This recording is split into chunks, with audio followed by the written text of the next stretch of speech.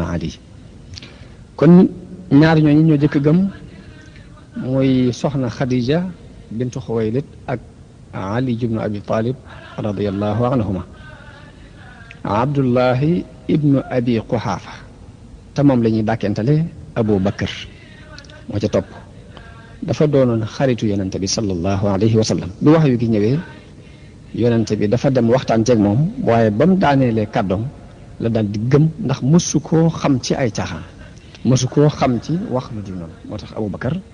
mooy ñetteelu ñi gëm ñi jëkk a gëm yonente bi sallallahu alayhi wa sallam ka ca topp mooy Zayd ibnu Xaarisata Zayd ibnu Xaarisa Zayd ibnu Muhammad lañ ko daan wooye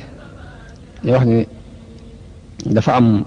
ab arab la bu leer doonoon as gor su set wecc ab guerre amoon léegi ñu gañe leen jàpp ko ñu ko jàppee yóbbu ko jaay ko ci marché yi muy wëndeelu ba am ku ko jënd jox ko Khadija kado soxna Khadija moom moo ko may yonente bi sallallahu alayhi wasallam bi mu ko mayee yonente bi sallallahu alayhi wasallam mu doon jaam bu nekk ci loxoom di ko jaam waaye baayam di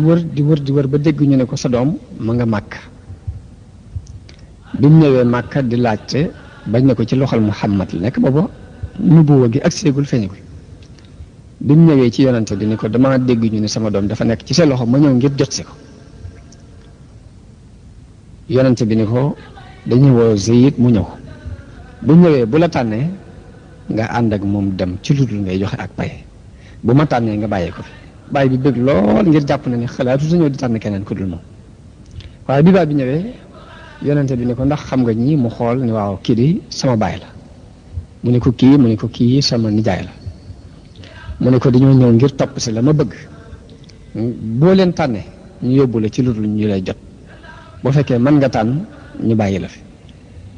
Zayd ibn Haris ne ko du ma tànn kenn ci sa kaw baay bi xool ko ne ko dangay tànn ak njaam ci sa baay ak say mbokk mu ne ko kii li ma xam ci moom ciy jikko du ma tànn kenn ku dul moom te booba demoo ne yonente gi ñëwagul nubuwwa gi ñëwagul waaye jikko yu rafet yu mu xam ci moom tax na ba mu ko miinee mënatu koo bàyyi moom Zayd ibn Haarisa moo tax bi yonente bi woote nubuwwa gi mu bokk ci jëkk gëm kon tawfeex jooju la ko yàlla defal foofu naka noonu bokk na ci ñi wuy woote islaam ci njëlbeen ga ñu néew ci sharifi Màkka yi ak ñu néew ci surga yi ku mel ne Usmaan bun Affaan ci ñi jëkk gëm la bokk ku mel ne Az-Zubayr ibn al-Awwam ci ñi jëkk gëm la bokk Abdurrahman ibn Awf ci ñi jëkk gëm la bokk Abdullahi ibn Mas'ud ak Sa'd ibn Abi Waqqas Talha ibn Ubaydillah ak Abi Zar al-Ghafari ak Suhayb ar-Rumi ak Amir ibn Fuhayra ak ñeneen yoo xamante ni ci njëlbeenu islam ñun ñëpp ci tàmbali bi rek la ñu daal di gëm ñun ñëpp nag dina dugg ci islam te booba volontaire bu mag mi ngi ci dugg ci islam ndax Abu Jahl ci kilifay Quraysh yi la